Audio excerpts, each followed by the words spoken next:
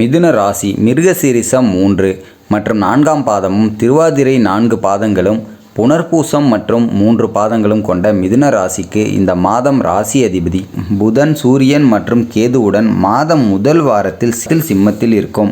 7ஆம் தேதி மாலை தன்னுடைய மற்றொரு இடமான கன்னி ராசிக்குள் பயிற்சியாகும். அங்கே புதன் உச்ச வலிமை பெறும். அங்கே 27ஆம் தேதி வரை பத்திர யோகத்தை தந்து பிறகு துலாம் ராசிக்கு பயிற்சியாகும்.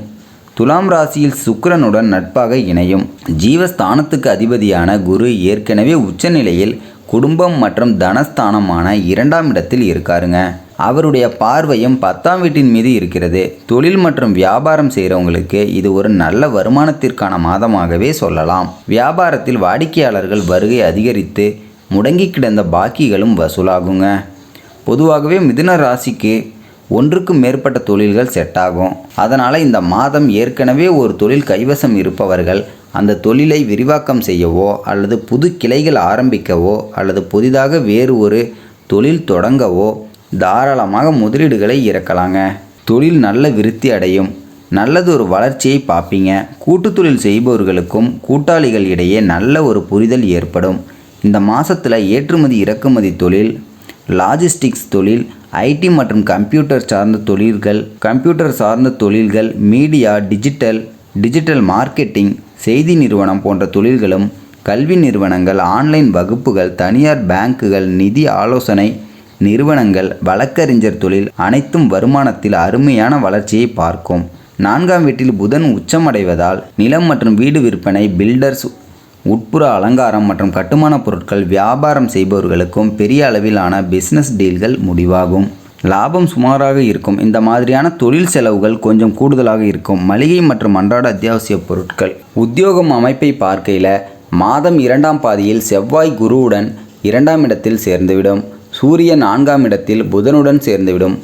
பூர்வ புண்ணிய ஸ்தானமான 5ஆம் வீட்டில் சுக்கிரன் ஆட்சி பலமாக இருக்காருங்க. கேது கிரகம் 3ஆம் வீட்டில் இருக்கும். இந்த அமைப்பு வேலையில் இருப்பவர்களுக்கு ஒரு நல்ல பலத்தை தரும். வேலைகளை விரைந்து முடிப்பீங்க. உங்கள் ஆற்றல் அதிகரிக்கும். கடினமான வேலைகளுக்கும் உங்களுக்கு எளிதாக மாறும். இதனால் உத்தியோகத்தில் மேலதிகாரிகளிடம் பாராட்டுகள் கிடைக்கும். வேலையில் அதிகாரமும் செல்வாக்கும் உயரும். ஒரு சிலருக்கு சம்பள உயர்வு, பதவி உயர்வு மற்றும் பதவி மாற்றம் எதிர்பார்த்தது போலவே கிடைக்குங்க. வேலையில் பொறுத்த வரையில் போன மாதத்திலிருந்தே ஓரளவு நல்ல மாற்றங்கள் வர ஆரம்பித்திருக்கும். இந்த செப்டம்பர் மாதத்தில் இன்னும் நல்ல முன்னேற்றங்கள் இருக்கும். சிலருக்கு எதிர்பார்த்த ரொம்ப நாட்களாக கேட்டுக்கொண்டிருந்த இடமாற்றம் கிடைக்கவும் வாய்ப்புகள் இருக்குங்க.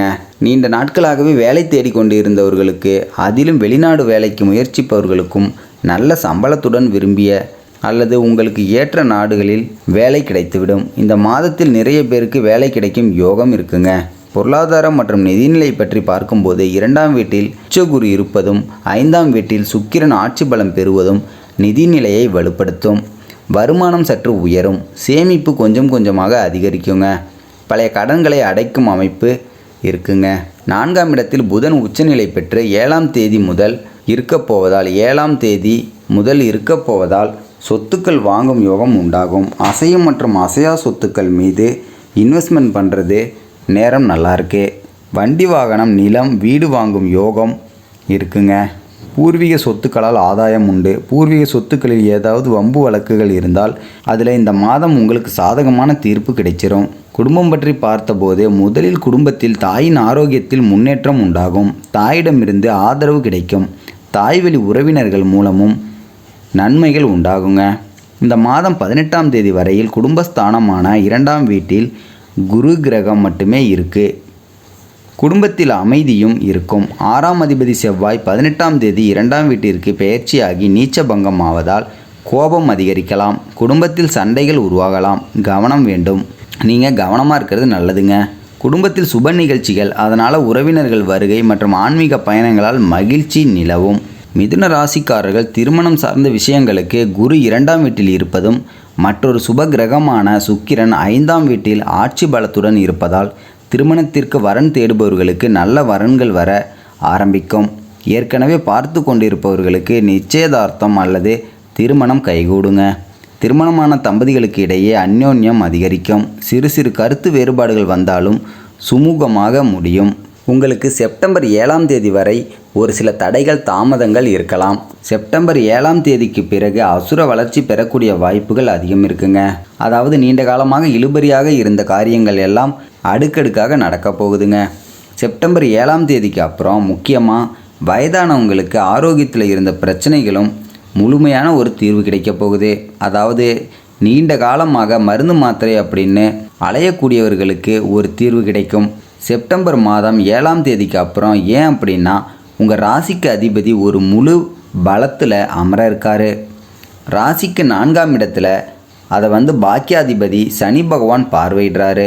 அப்போ மிதுன ராசிக்காரர்களுக்கு இந்த காலகட்டங்கள் ஒரு அதிர்ஷ்டமான காலகட்டங்கள் அப்படின்னே சொல்லலாம். செப்டம்பர் 7ஆம் தேதிக்கு அப்புறம் பாருங்கள், எதிர்பார்த்தது நடக்கும். ஒரு சிலருக்கு புது வேலை கிடைக்கும். வெளியூர் வெளிநாடு மூலம் ஆதாயம் கிடைக்குங்க. வேற்று இனத்தவர்களால் யோகம் உண்டு. அதே போல் குடும்பத்தில் திடீர் சுபகாரியங்கள் சுப செலவுகள் நடக்கக்கூடிய வாய்ப்புகள் இருக்குங்க. சொத்து வகையில் உங்களுக்கு முன்னேற்றங்கள் கிடைக்கும்.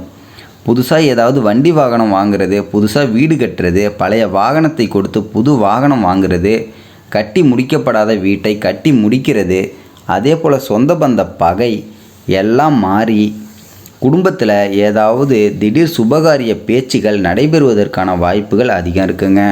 இனிமே தான் நீங்கள் அதிக அதிர்ஷ்டங்களை பார்க்க போகிறீங்க. ஒரு சிலர் ஏதாவது உயர்கல்வி படிக்கணும் அப்படின்னு நினைக்கிறவங்களுக்கு அந்த ஆசைகள் பூர்த்தியாகும். யாராவது வெளிநாடு போய் படிக்கணும் அப்படின்னு நினச்சிங்கன்னா அந்த வாய்ப்புகள் எல்லாம் தேடி வரும்.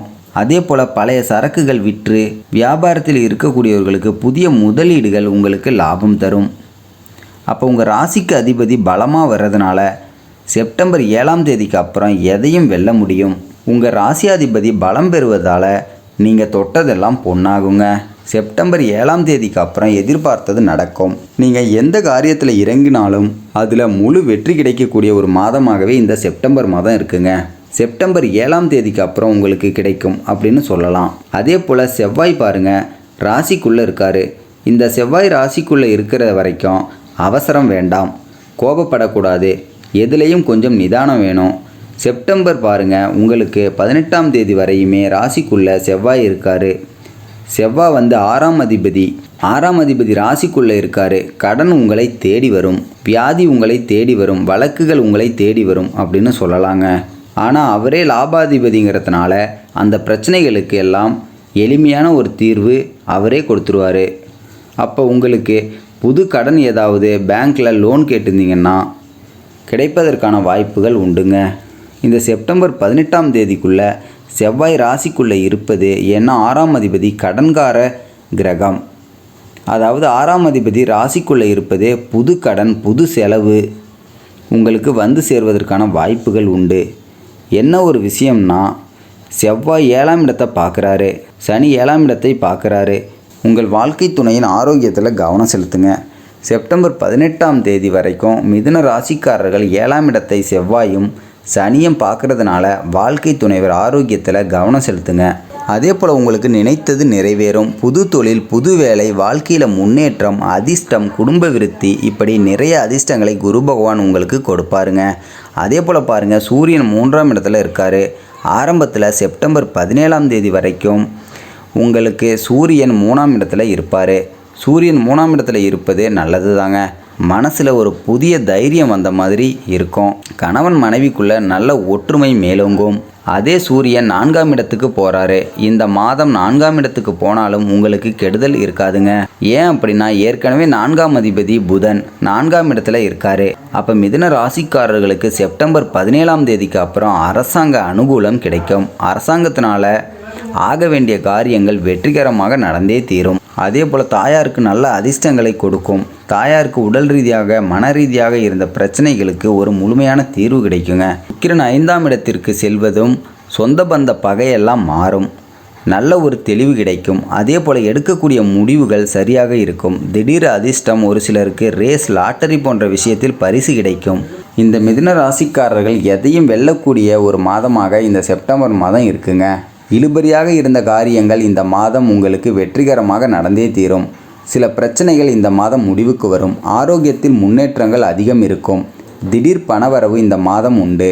தேங்கி கிடந்த சரக்குகள் விற்கும். புதிய முதலீடுகள் மூலம் லாபம் கிடைக்குங்க. சொந்த பந்த பகை இந்த மாதம் மாறும். அதே போல் முக்கியமாக இந்த மாதம் பணவரவு அதிகரிக்கும். எல்லாம் பலமாக இருப்பதனால இந்த மாதம் பாருங்கள், நிறைய அதிர்ஷ்டங்களை மிதுன ராசிக்காரர்கள் பார்க்க முடியும். மிதுன ராசிக்காரர்களுக்கு ஒரு ஏற்றமான மாதம் அப்படின்னு இந்த செப்டம்பர் மாதம் தாங்க.